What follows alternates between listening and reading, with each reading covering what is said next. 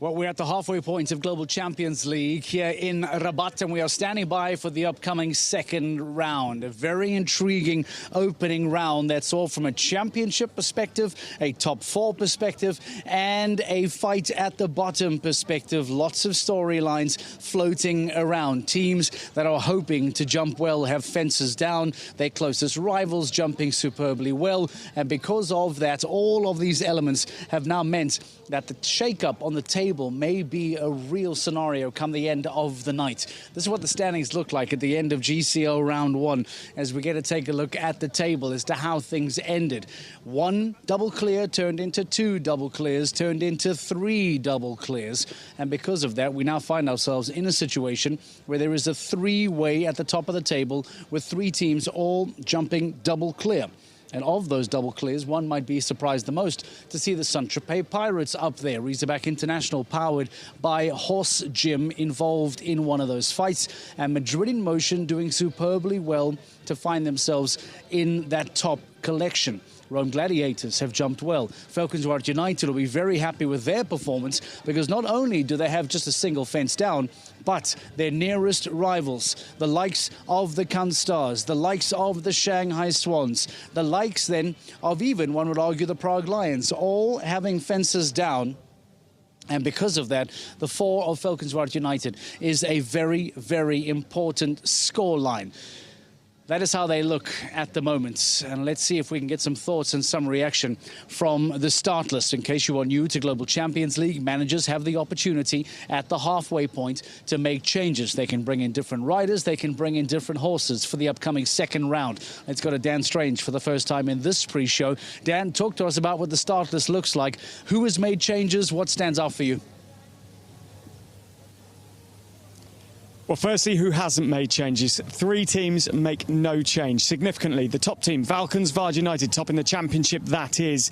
They don't change anything. Marcus Aining couldn't change anything because only Flower Girl is fit to be ridden. How will Flower Girl go with riding 2 rounds back-to-back? Something that horse hasn't done this season. Went in the second round in New York. So we see for Falcons United how that pressure tells on them. Riesenbeck International, they stick with Marco Kutscher. They stick with Philip Weishaupt on Catelli and Oreo, respectively, so no change there. And Paris Panthers, bottom team in the GCL, they don't change a thing. Interestingly, for Scandinavian Viking, Sarah Vinkrokova rides 8-year-old Rock and Roll MXL. Now, it has round one form in the GCL, having gone clear earlier in the season. Can it do so? The 8-year-old in the second round here. Cannes Stars. Now, I mentioned in the show earlier, if you're watching right at the start, Vienna, when Anastasia Nielsen came in for them in round 2, that day, 12 faults, it didn't pay off and they didn't podium. I said the dividend would pay off at some point in the future. Does it today? They've gone bold, they've gone brave. Jana Frederica Meyer Zimmerman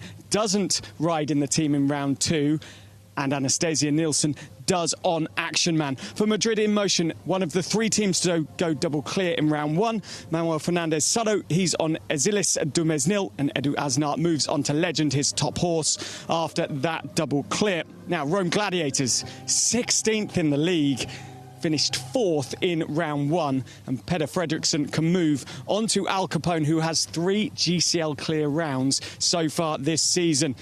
The top team, Saint-Tropez Pirates, well, Philippe Rosier is on Dirty Sweet. Thibaut Philipparts moves on to Leandro MDB. Now, that horse, Leandro, is another 9-year-old, and we saw him earlier on ride Colano and go clear on that 9-year-old too. Can they do it again? Can Saint-Tropez get their first place since Cannes? Lots of changes, Mark. Back over to you. All right, Dan Strange, thank you very much. Has Thibaut Philipparts not been one of the most refreshing signs of the 2025 season? The youngest of the now current Philipparts brothers.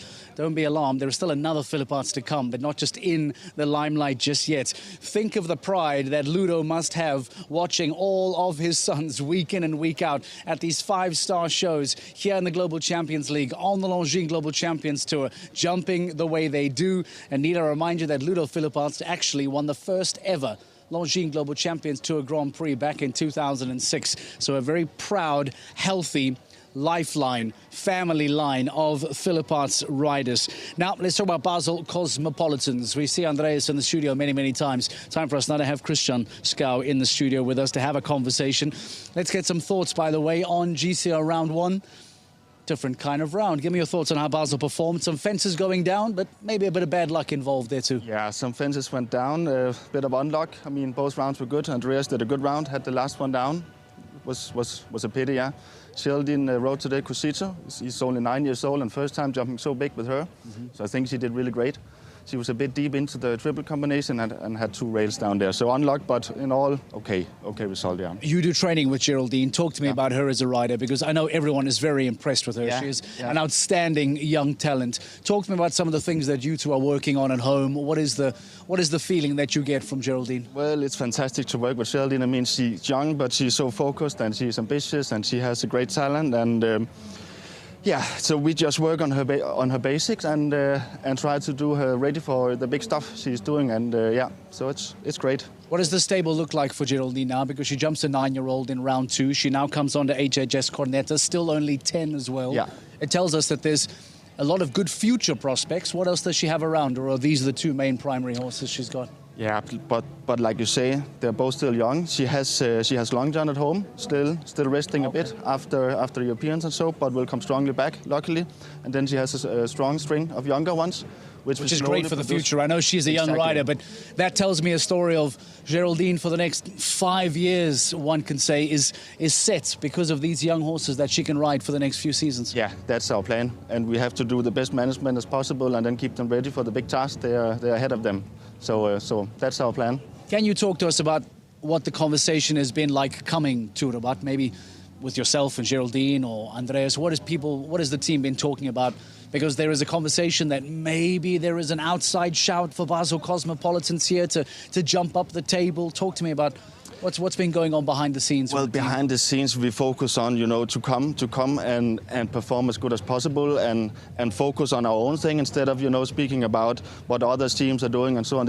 We focus on what we are good at and then try to deliver some clear rounds and then we see where the result will take us. Okay. Well, best of luck for the upcoming second round. Thank you very much. Thank you very much for giving us some thoughts on what is happening with Basel Cosmopolitans. Geraldine Straumann makes a horse change. HHS Cornetta comes in to the ring. Andreas Skau subs out Billy Matador and brings in Napoli as well. Let's get some thoughts and some reaction. Go back to Dan Strange, Guido Grimaldi and the Paris Panthers. Let's get some thoughts. Dan.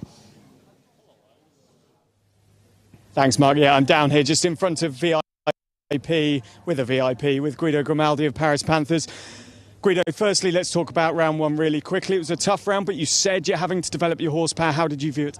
Yeah, it was anyway a tough round because we haven't seen so many clear. The horse jumped very good. At the end was my fault 2 times. Maybe 1 time was a little bit his fault on number 8. But for the rest, the horse is still very green, but he's doing his utmost in order to achieve. But let's hope. You stick with the horse, Chanel Bleu, in the second round. What do you view of what Uliano has built for round 2? It's always going to be bigger. Is it tougher? Yes, absolutely. As Uliano is used to, like in Rome, the first course was a little bit easier in order to have some clears. But anyhow, we have to remember that we haven't seen so many clear first round. Second round is another level, of course. I mean, also it's a Grand Prix qualification for Sunday. So 1 to 2, basically it's a 7 strides, a little bit forward. Then from 3 to 4 again, 7 strides. Maybe it should be good to turn inside the number 13. Then immediately you have an Oxer coming back. Then 6 strides for the combination, which is very delicate. Then that is very delicate. Of course, number 7 coming from the turn. Then 8 strides, a little bit forward. Again 8. Or even 9, but it depends a little bit from the horse. Then from 10 to the combination is very difficult because there is, of course, the door, and then the horse might see a little bit the door outside, but then might be 8 stride for the combination, short 4, and then you have 2 options. Either 6 go inside, but I think I will go for the 7 strides outside, and let's hope. You said to me yesterday your horse can get a little bit hot and you have to stay very cold on him. If you're clear over 12, How do you put ice on the brain going into 13? I will tell you at the end. It's going to be difficult too. But I guess that I will try to be cold. Guido, it's an important round for a lot of teams, including Paris Panthers. Thank you so much and good luck. Thank you for your time and good luck, Mark. Back over to you in the studio. It's always a very big smile on the face of Guido Grimaldi from the Paris Panthers. Thank you very much, Mr. Grimaldi. We'll see how that Paris will do a little bit later on this afternoon as we get ready for the start of Global Champions League Round 2. They find themselves on 14 penalties and they are engaged in a League of the Last kind of fight with the teams that are around them. The Rome Gladiators are involved in that conversation. Some might say that the Monaco Comets, even the Doha Falcons are involved in that conversation. Who then is going to finish in 17th place? And what we've seen now in 2025, because of the 17 teams that are involved in the Global Champions League, only 16 go to the GC playoffs in Prague next month. So one of those teams is going to be bitterly disappointed.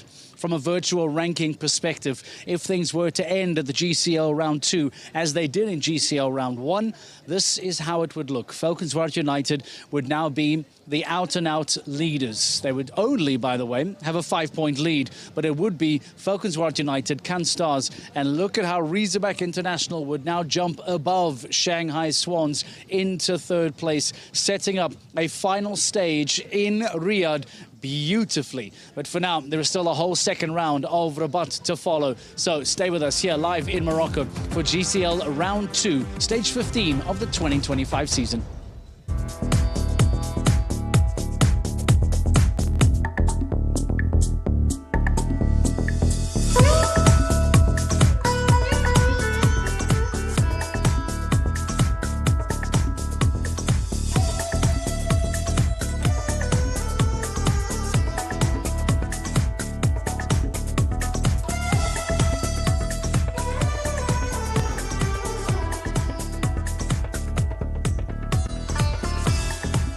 Welcome to Rabat and to the launching Global Champions Tour of 2025. It is the penultimate stop of the season.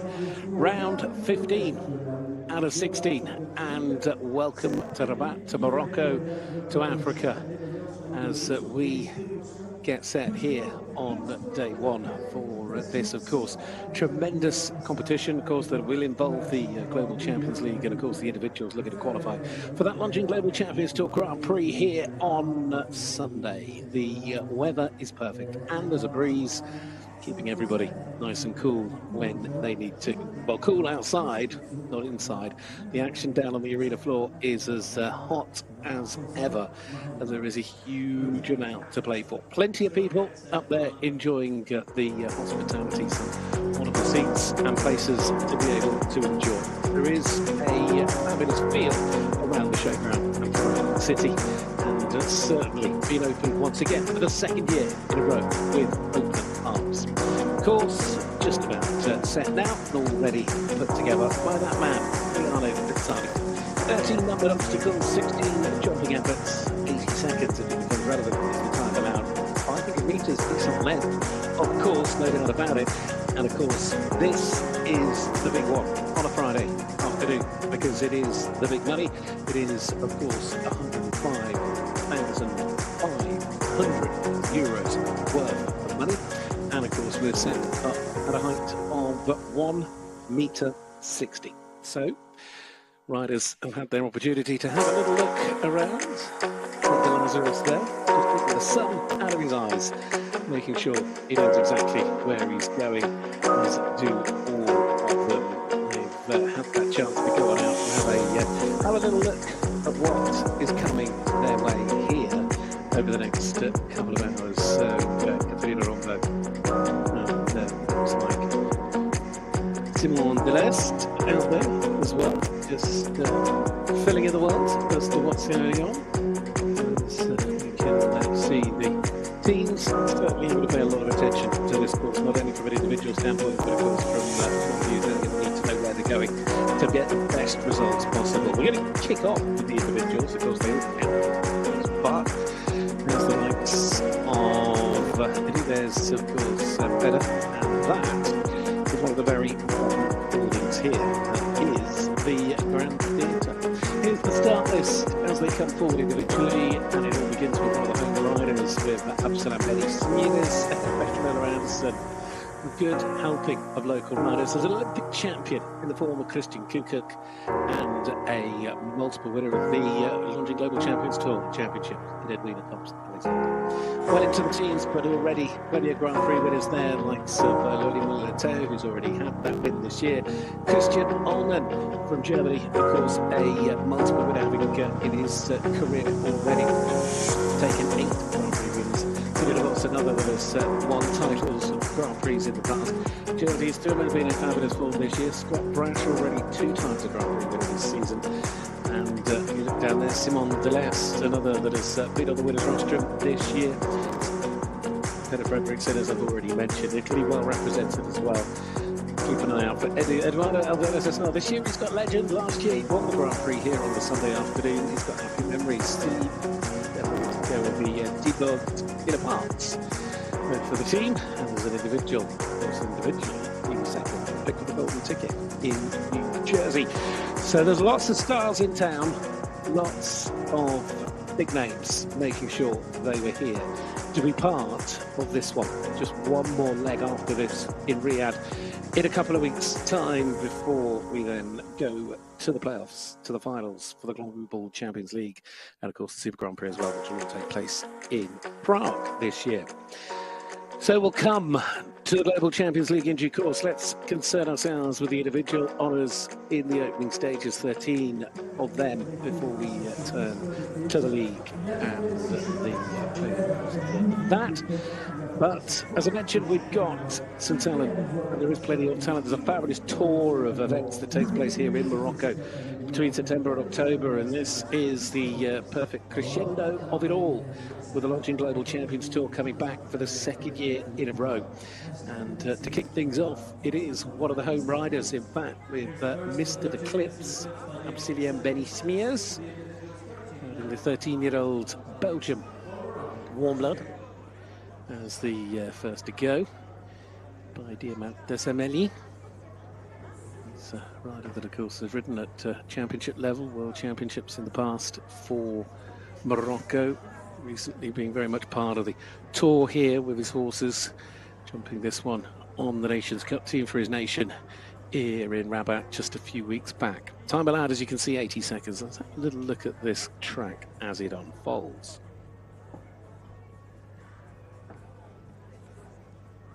It's a nice big arena, and Juliano using it all, 7 strides from 1 to 2.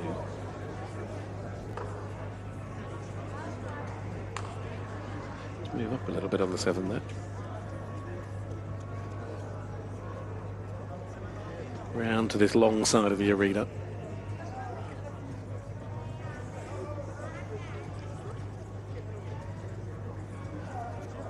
One and one, upright, parallel. Decent stretch coming out, 160 wide.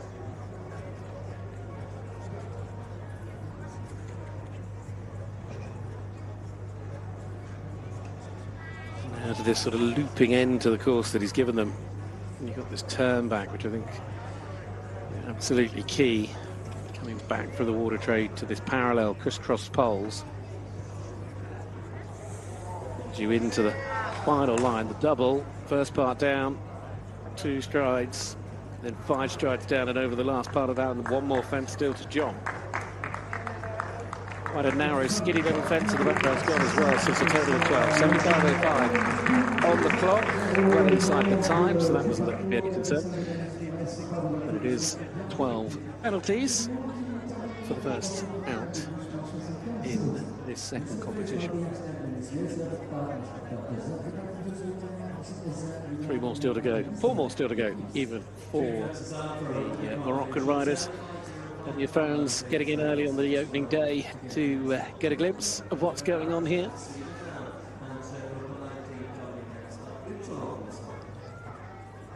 You can see what I mean, not only is it big and tall, it's really narrow, but the wings, of course, give it a sort of misconception of width.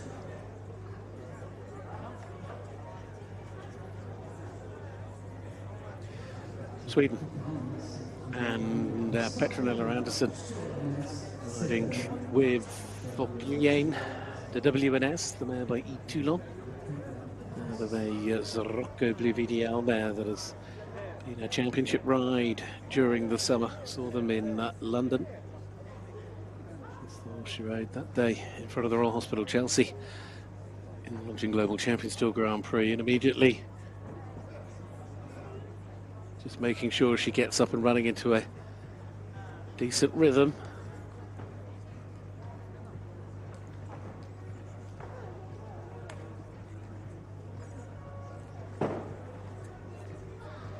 She ended up a little short on the 6 and has the final part down as well, so it's expensive.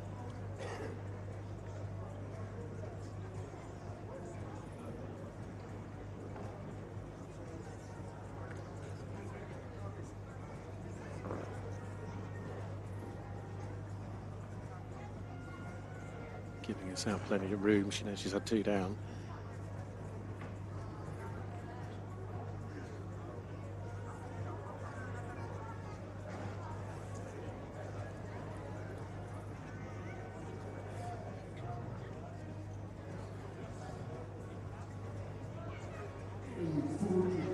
Clips the last fence nicely though, but it is 3 in total that have fallen. Final time of 73.82, a little bit faster than we saw from the first to go, but Petronella Anderson showing that it is going to take a lot of jumping. It's going to be easy to make mistakes at any given point. You have to think their way through this track.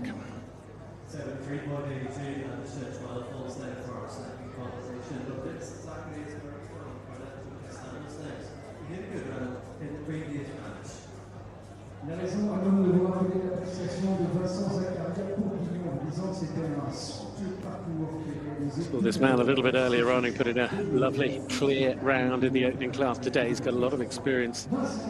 Big shows in Europe. It is Vincent Bourgogne riding Cadente. Year-old by Cadente. The Diamant de Semeli map.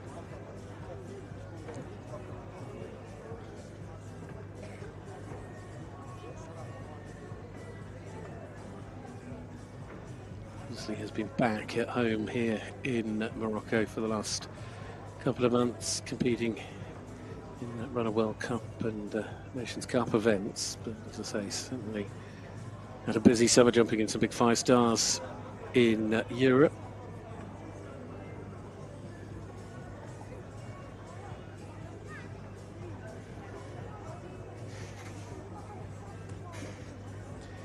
Now in the first class today, he took the approach where he really wasn't looking to try and race the time, but he was looking to jump the fences clear, and it stood him well. He gave us an opening clear. It's not going to work in this class, but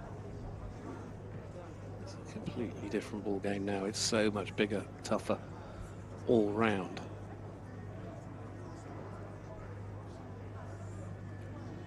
Showing plenty of scope through the combination though.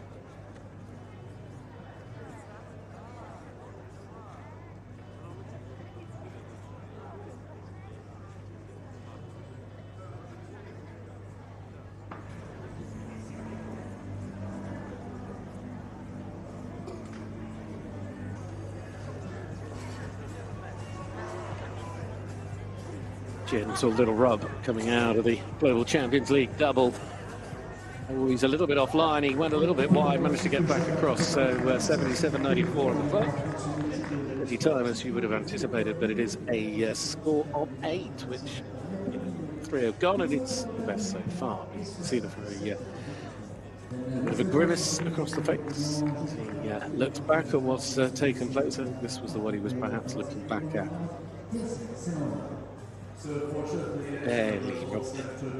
Barely touched.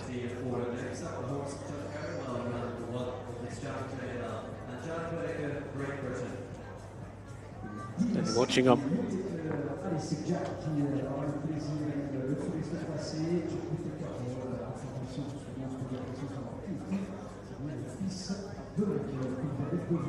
We'll get back to Morocco in due course.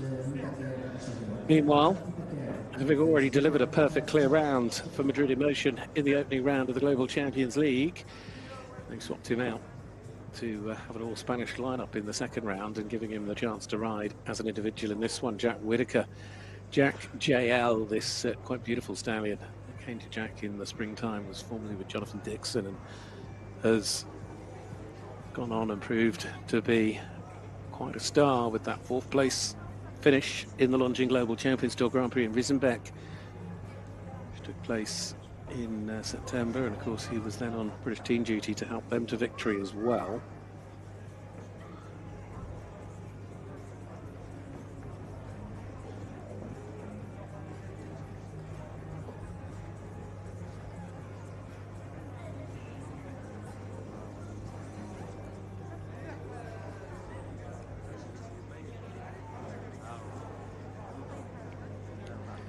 He was always pushing a little bit. It's one of those really awkward parallels that you're turning right back to it, you're turning left away from it. It's got the crisscross poles. It's sort of forcing you and trying to tempt you not to be straight when you get there. And unfortunately, from Jack's point of view, he's ended up on a score of 8. This is on the last day. 73.55. The clear came earlier. It's 8 this time round. Jack W and Jack J. More and more people arriving and enjoying. Certainly clear this afternoon. Jack Whitaker, maybe. We have another little look here. It's just sort of looked to be sort of moving a little bit through the outside shoulder on the turn. So he had to go with a stride he'd see. Best of the rounds at the moment, 73.55, fastest we've seen, and a total of 8. Well, next to go, Ensign Irish rider being needed by the Empire today, the New York Empire, sticking with their riders from the early round. So Mikey Pender riding as an individual here with HHS Los Angeles. Of course,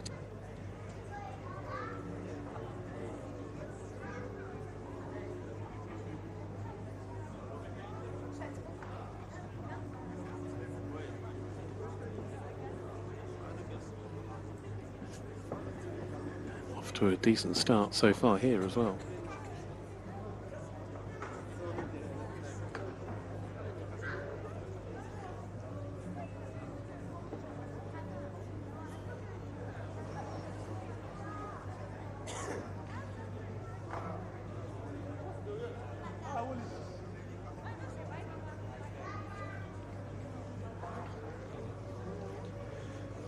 Also picking up the 4 at the combination, now just sitting Galley or Los Angeles back.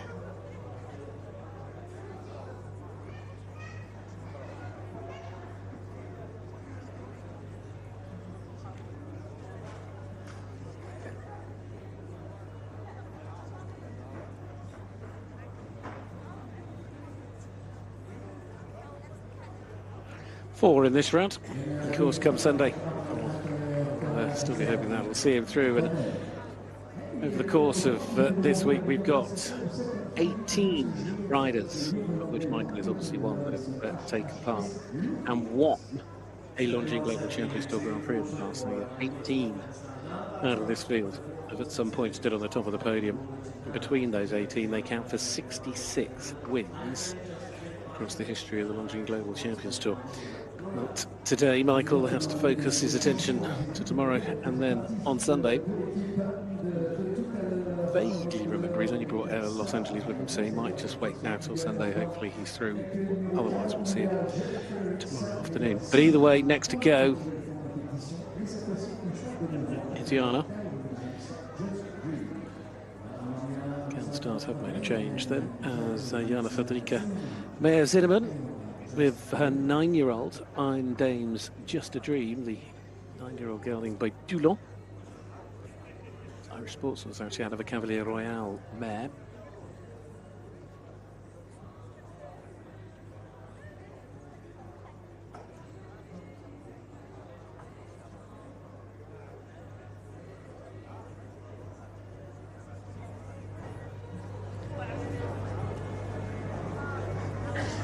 Has come a long way over the course of the year, certainly showed the potential Right back at the start of the year and then stepping into the five-star shows from the sort of middle of the summer, and then we've seen them jump their first Longines Global Champions Tour Grand Prix together in Vienna.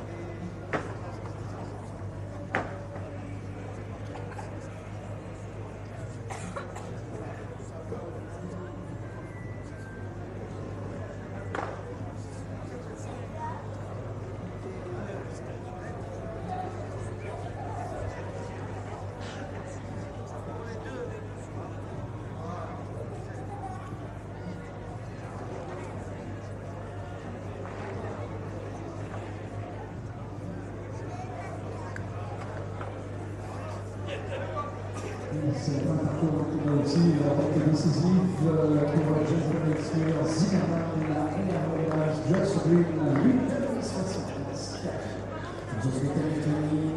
Garner there on a total of 8 in 75-80. Ride, Iron Dames, just a dream.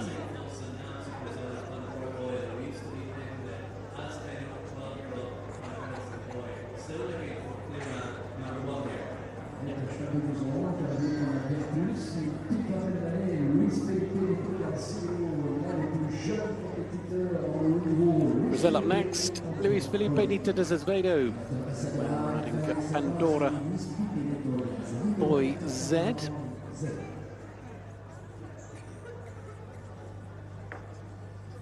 This is a 12-year-old gelding by Presley Boy.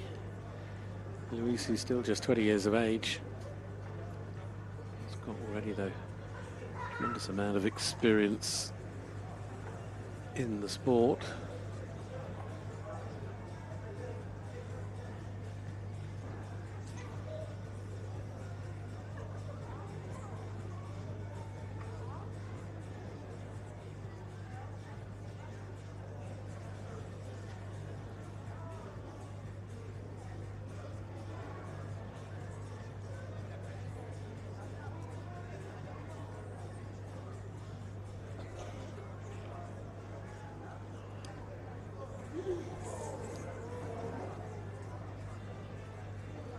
Already picking up 4.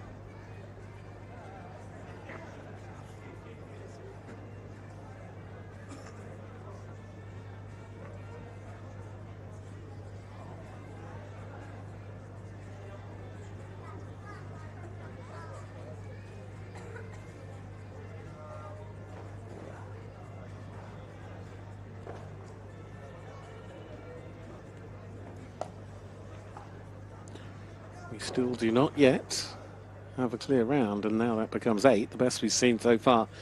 Mikey Pender's 4. This is just getting tougher. It is a track that gets tougher as you work your way through it.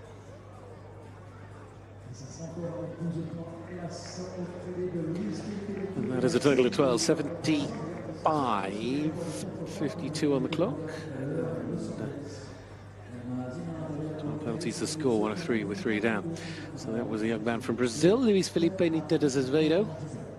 4 individuals still to jump, 7 gone of them so far. There's the first of the poles going down, just rolling away.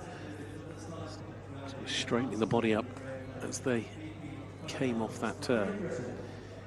And again, I think it just looks odd, that fence, with the way it's, I like it. It just looks odd. We've seen one rider go so far for Great Britain. Now it's another. Oliver Fletcher, back for the second time today on BP Pocahontas. Jumped a nice clear round in the first competition today, delivering that clear round for his GCL team, the Istanbul Warriors. Just put them in play for later. But now they change things round, giving him the freedom of the individual slot with this gelding. Ollie, who put in some really strong performances when he was in New Jersey. Of course, the New York round, which seems an age ago now, having come via Vienna and Rome here to Rabat.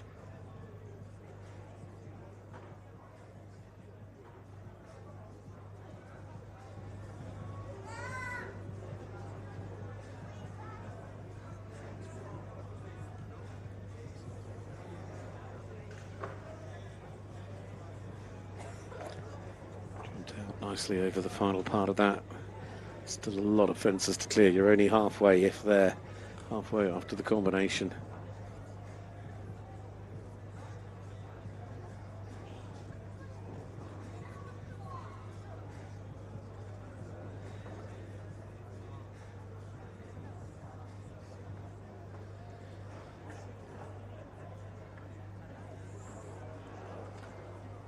Oh dear. Just a gentle little tap. It's quite a wide fence. It's 160 wide. And the last goes as well. Again, big stretch over the final fence. 160 wide as well. And unfortunately, in the second round, he's had 2 down compared to his clear round earlier on. So Oliver Fletcher there on a total of 8, 73.62. Michael Pender, Jack Whitaker, Oliver Fletcher. That's the current 1, 2, 3. 1 on 4, 2 on 8. See, just tapping the neck. I think he realised he was maybe just a fraction off where he wanted to be. Great effort from that young man, though. Can we say, young rider, European champion last year. Super talent. Well, as he heads out. In a moment, the debrief begins, and we turn our attention now to this man. He's done all right, this man. Of course he has. It's the world number 4. Christian Kukuk. Risenbeck obviously feeling pretty strong today because they haven't brought him in, so they've stuck with what they know. Sipane Balibé is Christian's ride. Big champion, and of course,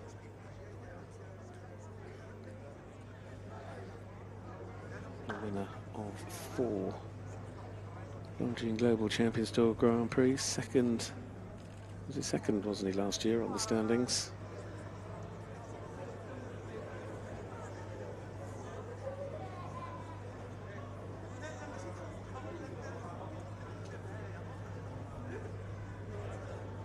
Currently sitting third on the overall standings. He's still got that chance come Sunday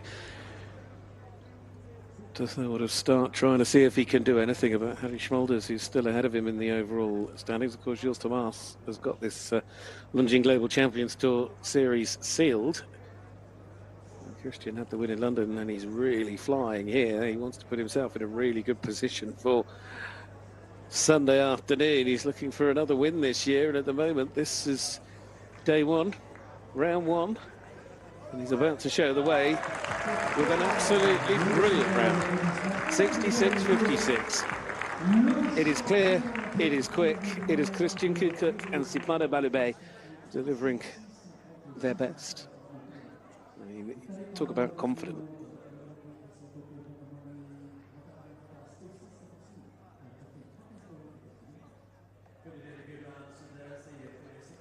Pleasure to watch. It really is. Well, we'll see what he can do. And obviously the individual standings run throughout the course of the 12th. And of course focus our attention on the teams predominantly, but Christian 66.56 at least gives us an idea of what is quick. He's had that 1 win this year on Checker in London. That'll be for Sunday though. Right, now it's the turn of another from Morocco, Ali Alarak, riding Douglas Mail. A little bit of a tap.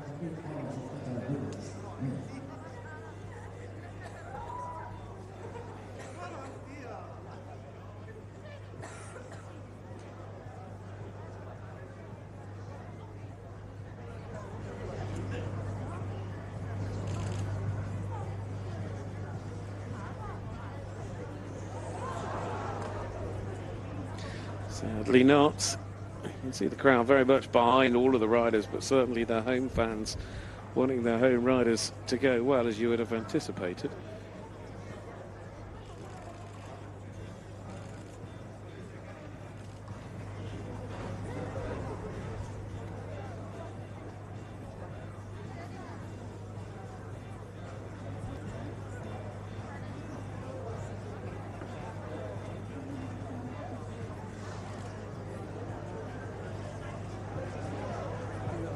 If he can keep it to 4, he's going to keep himself in pretty good company for the moment. There's only 1 on 4. There's already been 1 clear.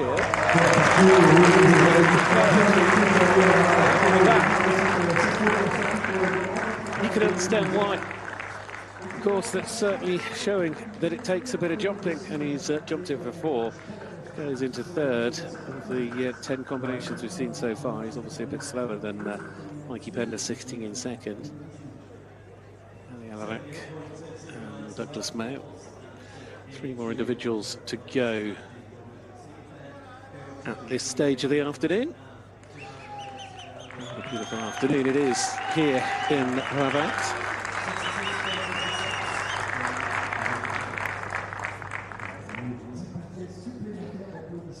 Next to go, we've still got, of the final 3, 2 of them ride for Morocco, so the fans will be content, but we'll now have this partnership, of course, riding for Australia, one of the most successful riders on the Longines Global Champions Tour, of course, wife of the founder there on the side, Jans Top. This is then Edwina Thompson-Alexander. Second time today we see her on Iron Dames Gidello, the new ride to our stable. Former rider Catherine Eckermann, Edwina here.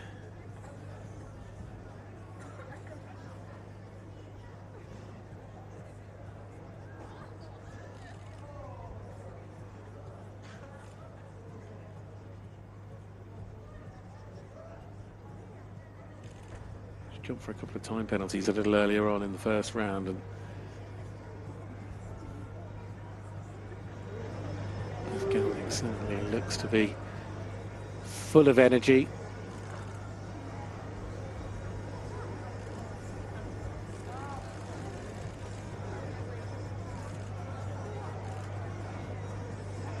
And Edwina certainly working hard to keep the rhythm in check and just to keep that balance.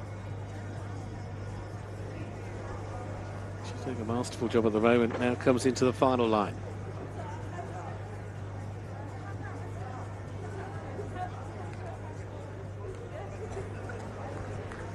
One fence left to go, and it could well be. And it is clear round number 2. Mission accomplished, 75.66 on the clock. Second clear in this second competition goes to Edwina Thompson-Alexander and Iron Dames Gidello then. It's been a really positive day for those two. Was always looked to be a sort of steady approach, but to ensure they leave the fence standing and really build that relationship, putting in the strong foundations going forward. On to Edwina, it means 2 clears. Christian Kukuk and Edwina Thompson-Alexander, 65.56 they lead. Edwina's time 75.66, 2 in the individual section now, and they both ride for Morocco.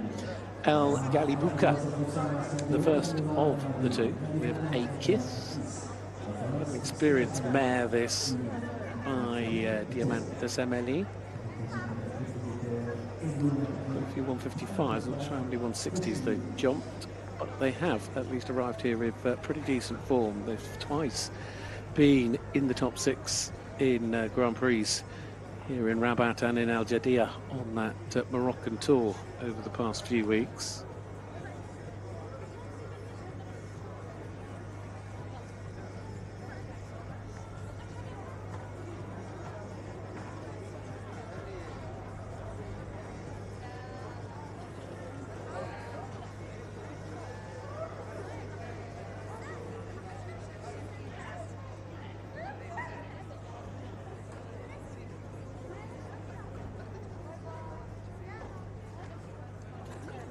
Quite a nice forward pace to this round. So far, so good. If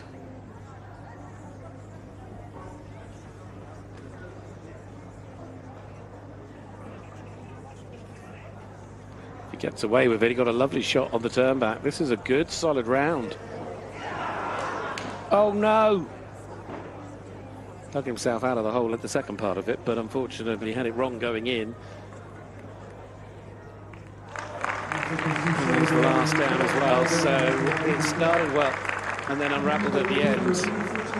But he was, you know, full marks. He went for it. He was absolutely pushing to make sure they get a place in the Grand Prix on Sunday.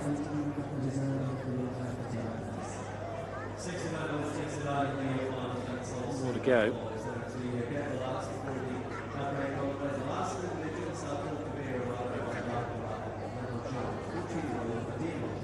Great effort.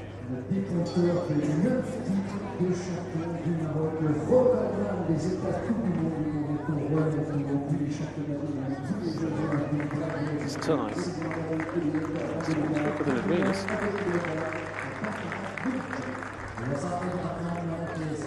Which means the next to go is the last individual before we turn our attention to the Global Champions League. Of course, as I've said before, they will all be individuals.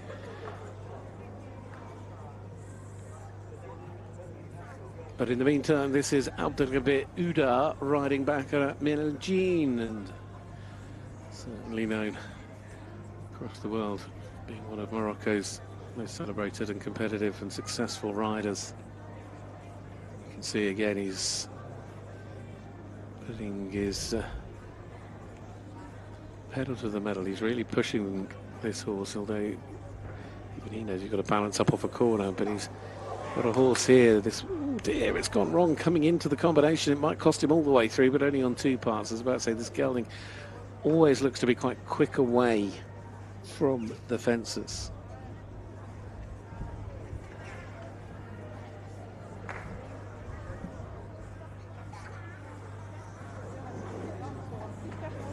Again, just having to make a little bit of a correction.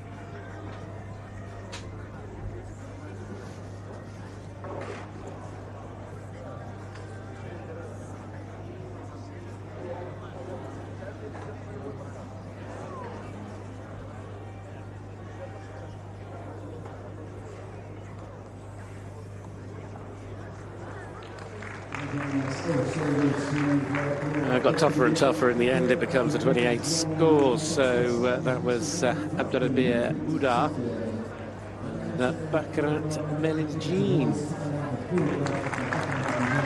So frustrated, I'm sure. There's more to come from that partnership. But either way, those are the individual riders that will not be involved in any of the GCL teams. So it gives us a sort of indication as to what to expect, because Tinkuka has certainly thrown the gauntlet down in terms of showing us what's quick, because his time at 66.56 is what leads the way ahead of Edwina Thompson-Alexander, and they are the two clear rounds as things stand. So from me, we'll take a pause and we'll come back soon with the Global Champions League.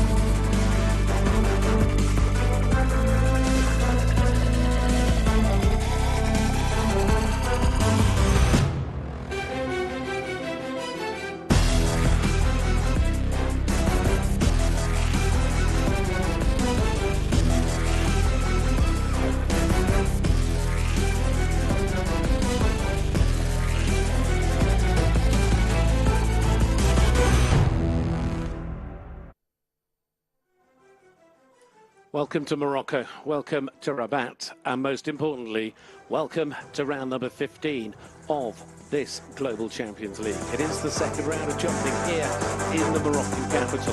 This fabulous, historic, beautifully cultural-rich city that has welcomed us back for the second year in succession.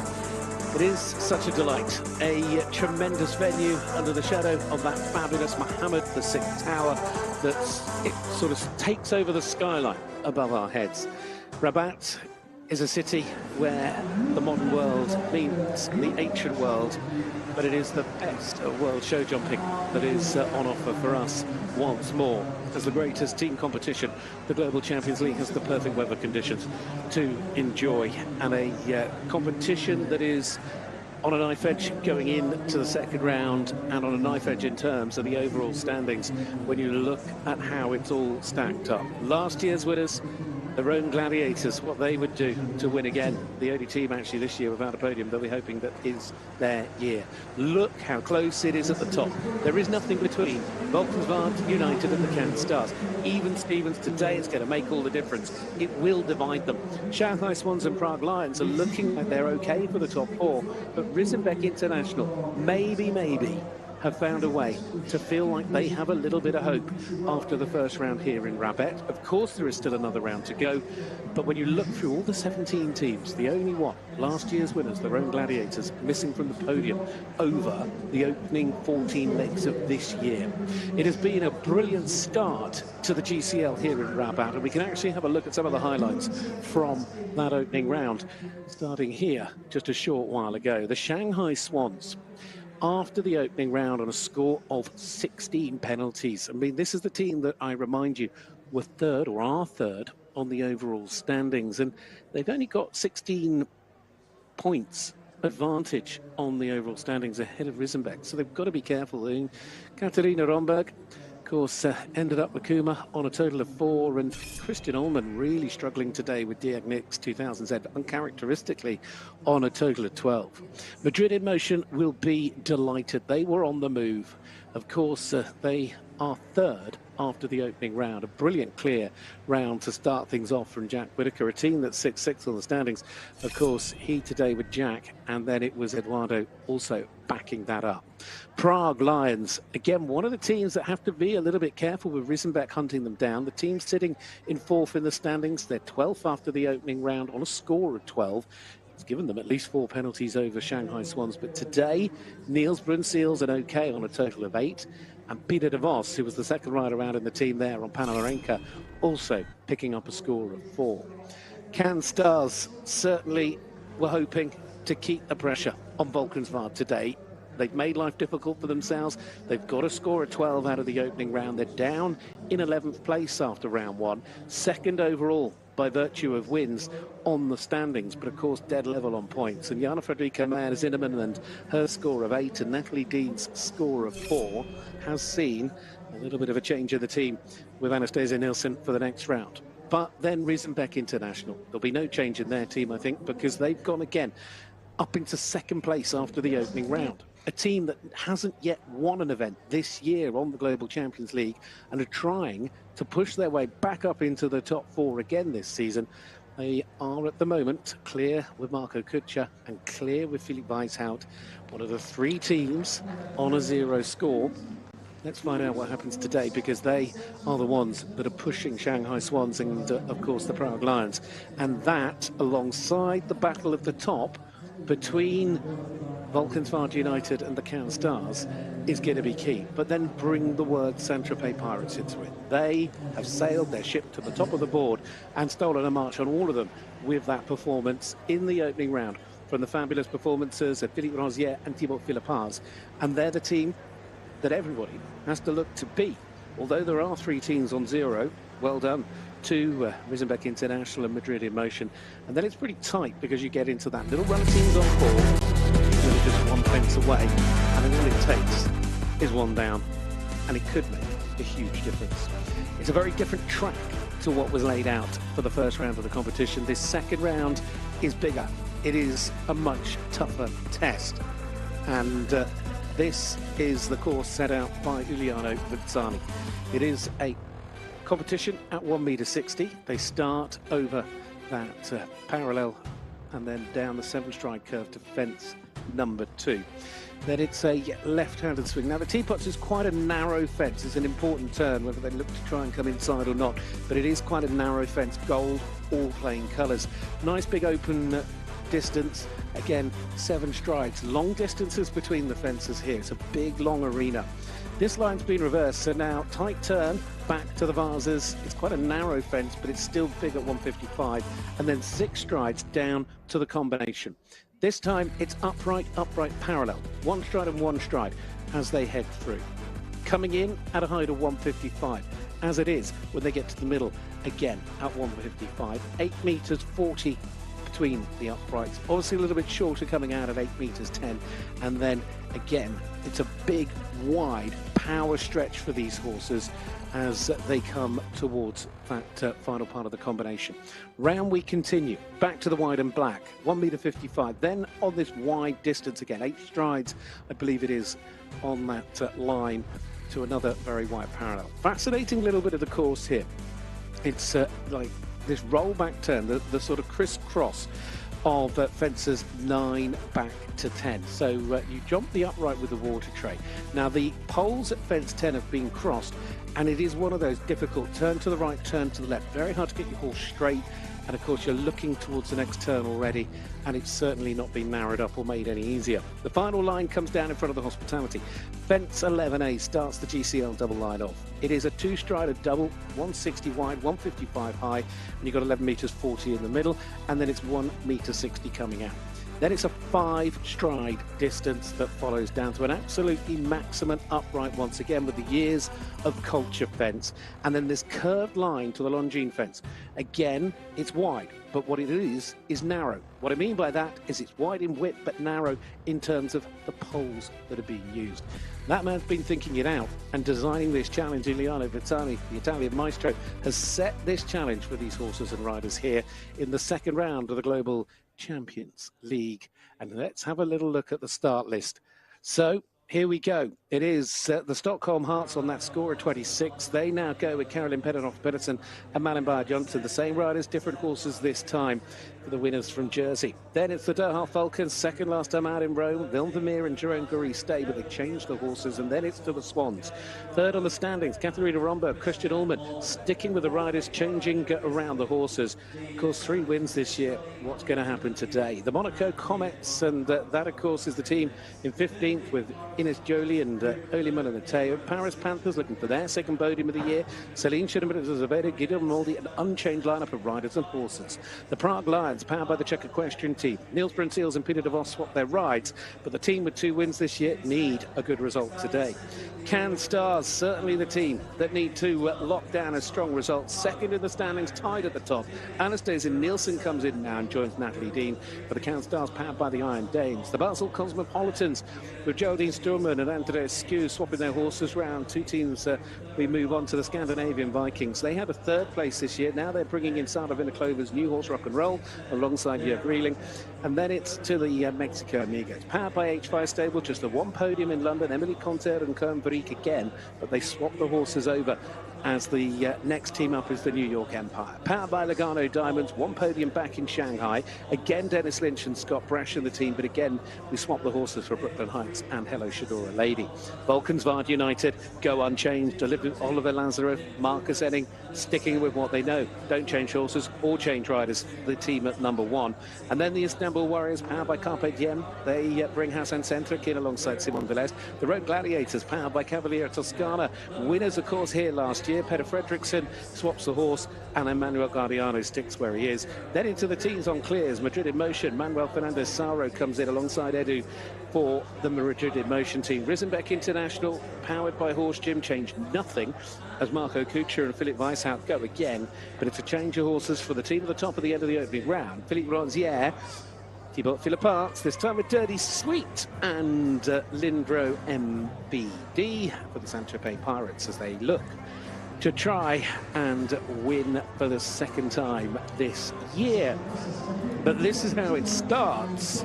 How does it finish? What will the points table look like? How can you believe after 15 rounds that we have crisscrossed the globe in the Global Champions League from Doha all the way to Rome a week ago, and the top 2 teams are so far tied on 277 apiece, only split by the fact that one team, Valkenswaard, has 3 wins and Cannes has 2 wins.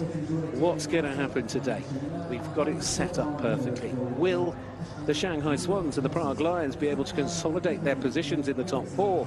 Or is today Risenbeck's day? Can they, for the first time perhaps in 17 rounds of the Global Champions League, find their way back to winning form and in for another year to the top 4?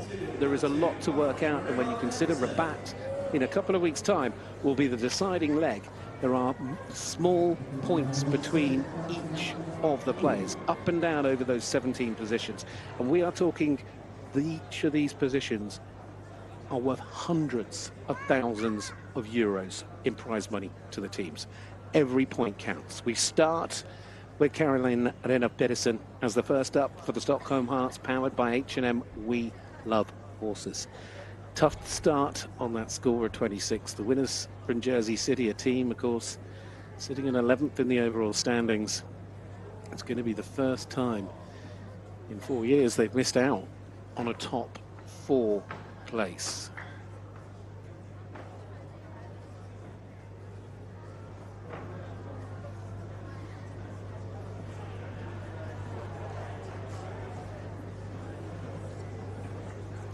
Nicely done through the combination. Got a nice confident start here.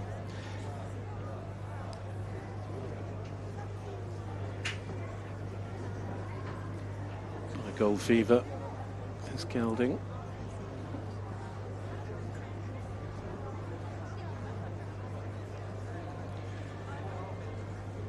Jumped on the team in London and in New Jersey, and unfortunately just has that first part of the final line. I really believe this track just gets so much tougher towards the last third.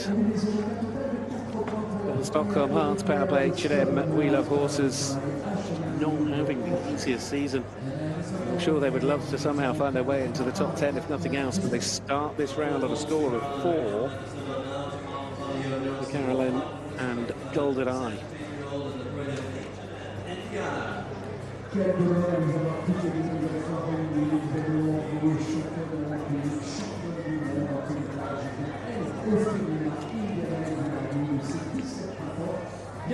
Well, onwards to the second rider in the team. Great view, isn't it, looking out there.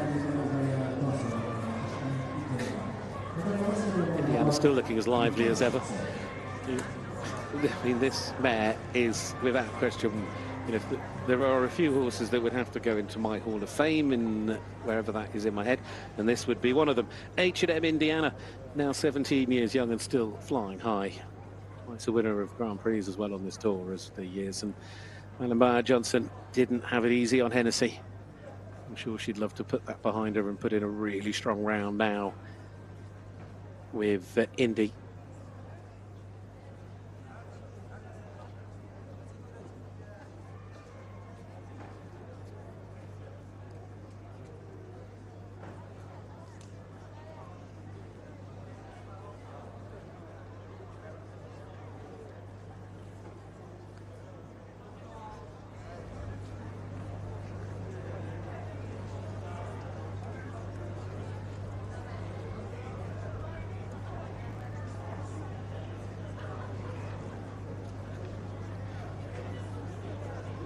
Giving herself a little bit of room.